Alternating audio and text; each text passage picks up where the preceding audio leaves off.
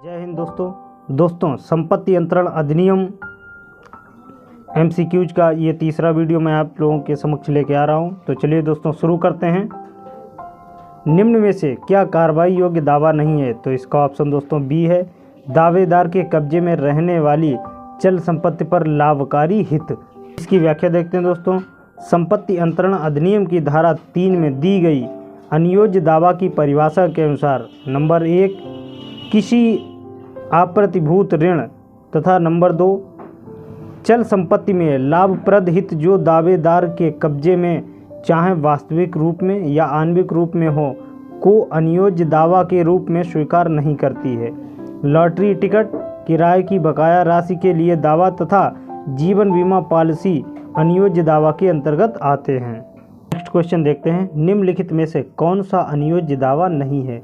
तो इसका ऑप्शन दोस्तों डी है, सुरक्षित ऋण अनियोज्य दावा नहीं है। संपत्ति अंतरण अधिनियम की धारा 3 के अंतर्गत भागीदारी में हिस्सा, किराए के बकाया का दावा, सेवानिवृत्ति के पश्चात देय भविष्य निधि का दावा अनियोज्य दावा है, जबकि सुरक्षित ऋण का दावा अनियोज्य दावा नहीं है। नेक्स्ट क्वेश्चन देखते हैं दोस्तों।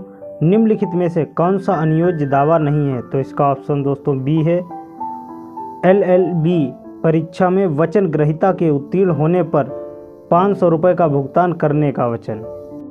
इसकी व्याख्या देखते हैं।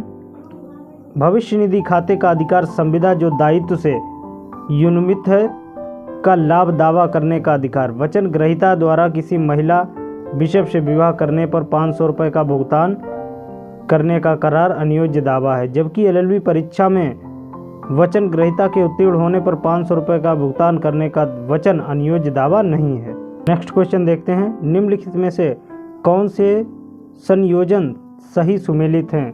तो इसका ऑप्शन दोस्तों नंबर 2 से शुरू करते हैं। नंबर 2 एक मुस्लिम पत्नी का असंदत्त मेहर का दावा अनियोज्य दावा है। नंबर 3 अप्रतिभूत ऋण अनियोज्य दावा है। नंबर 4 माल विक्रय संविदा के अधीन लाभ अनियोज्य दावा है। तो इसका ऑप्शन दोस्तों ये सही है। इसकी व्याख्या देखते हैं।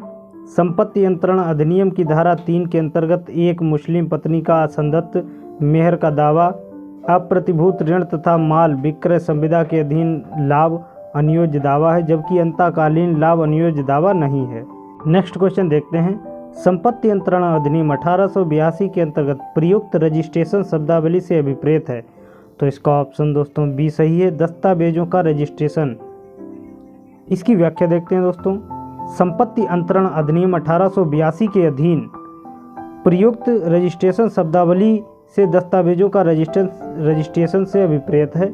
अधिनियम के अंतर्गत बताए गए अंतरण के माध्यमों में अंतरण विलेख, ट्रांसफर डीड का भी उल्लेख है। मौखिक अंतरणों को छोड़कर इन्हीं अंतरण विलेखों या दस्तावेजों के संबंध में रजिस्ट्रीकरण पद का प्रयोग किया जाता है।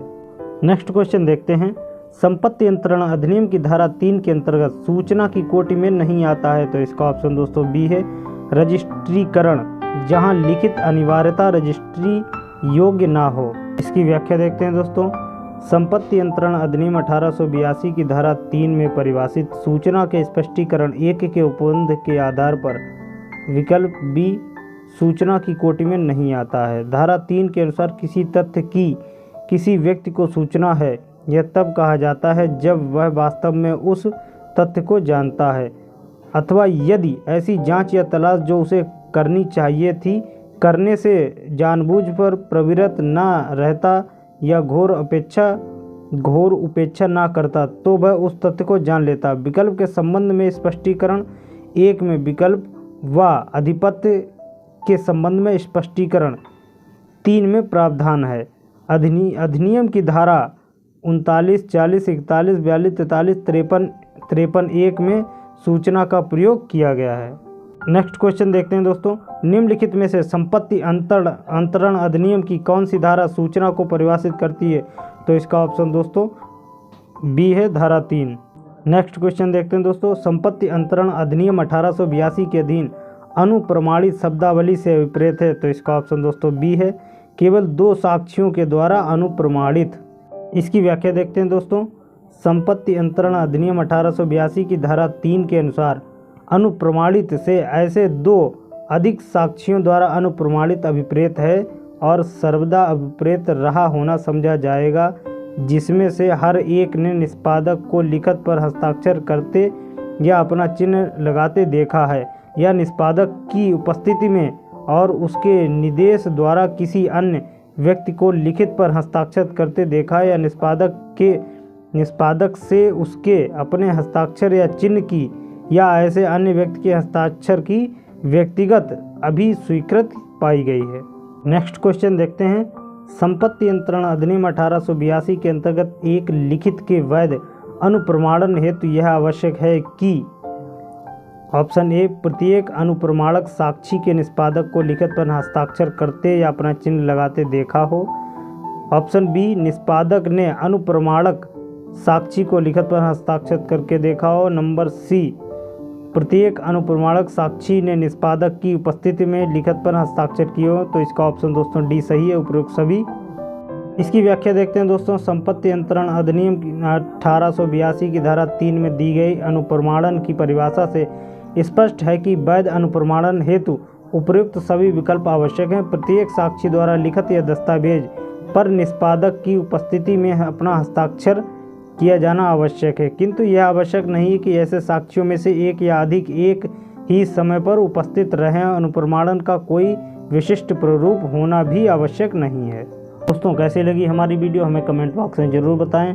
चैनल को सब्सक्राइब करें। मिलते हैं नेक्स्ट वीडियो में, तब तक के लिए जय हिंद, वंदे मातरम।